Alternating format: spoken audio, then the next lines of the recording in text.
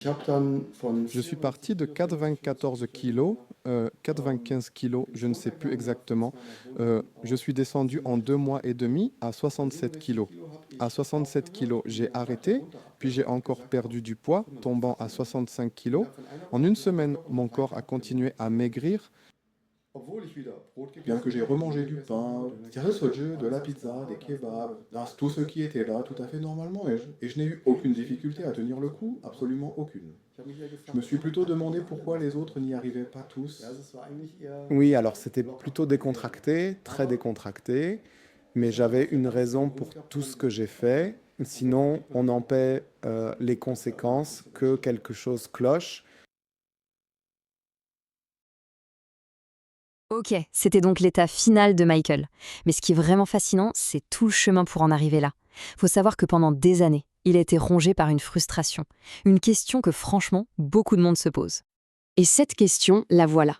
Elle paraît toute bête comme ça, mais c'est vraiment ça qui a tout déclenché. Le point de départ de son enquête personnelle. Il voulait absolument comprendre, mais vraiment, au niveau du métabolisme, ce qui se passait chez ces gens qui ont l'air de pouvoir manger n'importe quoi sans jamais prendre un gramme. Alors, qui est derrière tout ça? Il s'appelle Michael Pergomet. C'est un heilpraktiker allemand, on pourrait dire l'équivalent d'un naturopathe. Et donc, poussé à bout par cette frustration, il a pris une décision radicale, devenir son propre cobaye. Et attention, les résultats qu'il rapporte sont assez spectaculaires. Alors, le chiffre clé, le voilà. Moins 25 kilos. Mais honnêtement, ce qui est le plus dingue, c'est pas tant le chiffre en lui-même. C'est surtout la manière dont il dit avoir réussi à les perdre. Parce que d'après ce qu'il raconte, tout ça s'est passé en à peine 2 mois et demi. Et tenez-vous bien, sans jamais avoir faim, sans faire de sport en plus, sans compter la moindre calorie et sans grosse fringale. Alors la question se pose, de son point de vue, comment est-ce que c'est possible? Bon, avant de plonger dans le vif du sujet, un point très important, il faut bien comprendre qu'on parle ici de l'expérience d'une seule personne. Chaque corps est différent, chaque métabolisme réagit à sa façon, donc les résultats ne sont absolument pas garantis. Et bien sûr, c'est essentiel, toute personne qui envisage une perte de poids rapide, surtout si elle a des soucis de santé, doit absolument en parler à son médecin avant de commencer quoi que ce soit. Ok, donc comment il s'y est pris? Michael a fait ce qu'un chercheur fait. Il s'est plongé dans la littérature scientifique. Son idée de départ, sa théorie, l'a poussé à creuser, et il est tombé sur une piste. Une piste qui allait devenir la pierre angulaire de toute son expérience. Sa théorie de base, c'était que certaines personnes brûlent simplement plus de calories sous forme de chaleur. Il cherchait donc un moyen de, disons, monter le thermostat interne du corps. Et c'est là qu'il est tombé sur des études sur le poivre noir, et plus précisément son principe actif, la pipérine. Il a notamment lu des études sur des souris qui étaient assez frappantes. Avec des doses très très élevées de pipérine, les souris brûlaient beaucoup plus de graisse que le groupe qui n'en recevait pas. Alors cette idée de combustion, ça l'a mené à un concept qu'il appelle la fournaise intérieure. Et ce n'est pas qu'une image, hein. Il y a un vrai terme scientifique derrière ça. Et pour Michael, c'était devenu une évidence. La clé, elle était là. Ce processus, c'est la thermogénèse. C'est tout simplement la capacité du corps à produire de la chaleur. Et l'idée de Michael, son objectif, c'était de trouver un moyen de booster, d'amplifier ce phénomène naturel pour, selon sa théorie, transformer son propre corps en une sorte de machine à brûler les calories excédentaires au lieu de les stocker. Et d'ailleurs, il rapporte avoir eu un signal physique très très clair que quelque chose se passait. La nuit, il ressentait une chaleur hyper intense dans les mains et les pieds, à tel point qu'il était obligé de les sortir de la couette pour se refroidir. Il décrit ça vraiment comme une sensation de fièvre, mais sans être malade du tout. Alors concrètement, comment il faisait? Michael rapporte qu'il prenait environ une cuillère à café, bien bombée de poivre noir, mélangée dans un repas. Très important selon lui, toujours avec une sauce grasse, genre de la crème ou de la crème fraîche pour protéger l'estomac. Souvent avec du curcuma ou du curry aussi. Mais le vrai truc, le point clé de sa méthode, c'est ce qu'il appelle sa logique du taxi. Son raisonnement, c'était que la digestion classique des graisses est lente et qu'une bonne partie de la pipérine serait perdue en chemin. Il lui fallait donc un taxi.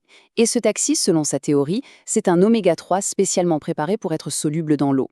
L'idée, c'est que ce taxi prend la pipérine en charge et la transporte super vite de l'intestin vers le sang, en évitant le long trajet de la digestion des graisses. Mais voilà, de son point de vue, il ne suffisait pas d'allumer la fournaise. Il y avait un autre élément à prendre en compte, quelque chose qui pouvait, selon lui, agir comme un véritable frein sur le métabolisme, surtout chez les personnes qui sont en surpoids depuis un bon moment. Et pour décrire ce frein, il utilise une image qui est assez parlante. De son point de vue, pour les gens qui ont un surpoids de longue date, avec une digestion peut-être un peu sensible, le gluten et l'amidon des céréales peuvent agir comme du sable dans les engrenages du métabolisme. Ça vient tout gripper.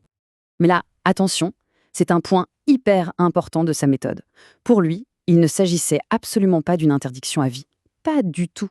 Il voyait ça comme une phase de réparation temporaire. Juste le temps, en quelque sorte, de nettoyer les engrenages. L'objectif final, ça a toujours été de pouvoir remanger du pain, des pâtes, mais en quantité modérée, une fois que le métabolisme était, selon lui, reparti sur de bonnes bases. Maintenant, jetons un coup d'œil rapide au clip original de Michael à ce sujet. Lors de mon régime personnel à faible teneur en glucides, j'ai spécifiquement évité certains glucides, et plus précisément, seulement ceux qui contiennent. C'est lié à ce qu'on fabrique à partir des céréales. Il ne s'agit principalement que des protéines de gluten. Alors, des fruits. On peut boire autant de Coca-Cola qu'on veut, ce n'est pas un problème. On peut aussi consommer du sucre, ce n'est pas un problème. Il s'agit des protéines de gluten des céréales. Et ces protéines de gluten, que l'on consomme généralement en trop grande quantité, encrassent l'organisme. Cela signifie que l'on peut avoir des processus métaboliques de moins en moins efficaces, elles s'encrassent. Plus on les élimine, mieux le métabolisme peut fonctionner. Il s'agit simplement, pendant une période définie de perte de poids, lorsque l'on souhaite atteindre son poids idéal, d'éviter ces substances autant que possible.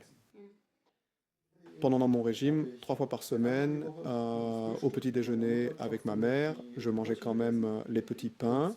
Et 2 fois par semaine le soir, je mangeais encore de la pizza ou un kebab ou juste un repas normal. Sinon, j'ai évité tout autre repas, tout pain, tout biscuit, tout gâteau ou quoi que ce soit d'autre qui est directement ou indirectement lié aux céréales. J'ai aussi du riz. Voilà, donc on le voit bien, son approche n'était pas celle d'un ascète, loin de là. Il ne s'agissait pas de se priver de tout, il s'est autorisé des exceptions, et il avait aussi une théorie bien à lui sur la manière de gérer les fringales quand elles se présentaient. Alors, sur les 2 mois et demi, il rapporte avoir bu, par exemple, environ 8 bouteilles de coca, il y a eu aussi quelques paquets de chips ou du chocolat de temps en temps, et même 1 à 2 repas normaux par semaine, genre une pizza ou un kebab. Sa théorie là-dessus, c'est que son métabolisme tournait tellement à plein régime qu'il a tout simplement brûlé ses extras sans problème. Et pour les fringales alors, son idée, c'est qu'une grosse envie soudaine de gras ou de sucré, c'est souvent un signal que le corps envoie, mais qu'on interprète mal. D'après lui, le corps ne crie pas sucre ou gras. En fait, il réclamerait les nutriments qui sont transportés par le gras, c'est-à-dire les fameuses vitamines liposolubles, A, D, E et K. Du coup, pour répondre à ce besoin de manière quasi instantanée, il a utilisé des compléments. Mais attention, pas n'importe lesquels. De son point de vue, les compléments qu'on trouve en supermarché ou en pharmacie ont souvent une faible biodisponibilité, c'est-à-dire qu'ils sont mal absorbés. Lui, il a préféré des produits spécialement préparés, à haute biodisponibilité et qui sont en partie hydrosolubles. On appelle ça mycélisés. L'idée, c'est qu'ils sont absorbés super vite. Et il a appliqué la même logique pour des minéraux alcalins pour, selon sa théorie, aider à neutraliser les acides libérés par la perte de graisse rapide au lieu d'utiliser de simples comprimés effervescents. Et on arrive maintenant au moment le plus surprenant de son histoire. Ce que Michael décrit comme le résultat le plus dingue et le plus contre-intuitif de toute son expérience. C'est ce qu'on pourrait appeler le twist de la pizza. Une fois qu'il a perdu ses 25 kilos, il rapporte que, il a continué à maigrir, involontairement. Pour arrêter de perdre du poids, il a dû faire un truc qui paraît complètement fou. Il a dû manger délibérément des pizzas, des donuts, du pain, pour stopper la perte. Pour lui, c'était la preuve ultime, la preuve que son métabolisme avait été en quelque sorte réinitialisé en profondeur. Alors voilà, si toute cette histoire, cette expérience personnelle vous intéresse, il faut savoir que Michael a tout raconté lui-même. Il a fait une vidéo où il explique son parcours en détail, y compris cette phase où il a dû, selon ses propres mots, manger de la malbouffe pour ne plus maigrir. Tout est sur le site paperburnmethod.com/en.